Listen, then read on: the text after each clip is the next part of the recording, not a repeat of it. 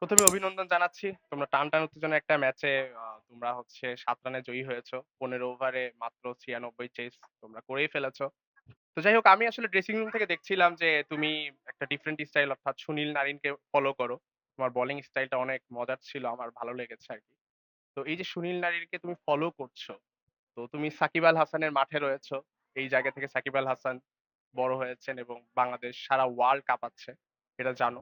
তো ধরো তোমাকে সাকিব আল হাসানকে বল করতে হলো সুনীল নারিনের স্টাইলে। তো তুমি কি বিশ্বাস করো যে তুমি সাকিব আল হাসানকে আউট করতে পারবে? আসলে সাকিব যে লেভেলের প্লেয়ার এখনো আমি সম্ভবত আমি নিজে মনে করি না ওই লেভেলে বসে আমার অনেক কষ্ট করতে হবে।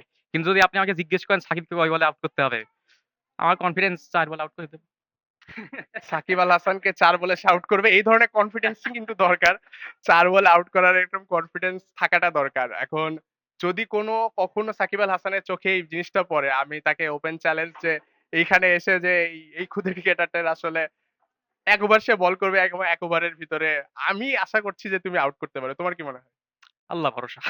আচ্ছা আল্লাহ বসে। বাট কনফিডেন্স থাকাটা কিন্তু খুবই ইয়েস। ইম্পোর্টেন্ট। আর আরেকটা বিষয় হলো যে এই যে তোমরা প্রফেশনাল লেভেলে এই ম্যাচগুলো খেলছো, তো এই ক্ষেত্রে তোমাদের এই যে ক্রিক ম্যাচ এত সুন্দর একটা আয়োজন করে দিয়েছে। ওভারঅল আয়োজন এবং এক্ষেত্রে তোমার খুদে থেকে একদম প্রফেশনাল ক্রিকেটার তৈরি হওয়ার পেছনে এই আয়োজনটা তোমার কেমন লাগছে?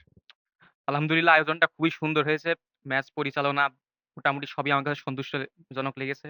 যদি প্রত্যেকবার প্রত্যেক বছর এরকম ট্যালেন্ট হান্টে যদি এইসব আয়োজন করা হয়, আমার মনে হয় আরো অনেক ক্ষুদে ক্রিকেটার যারা জেলায় খেলার সুযোগ পায় না, ওরা ওইখান থেকে উঠে আসবে। আমার মনে হয়।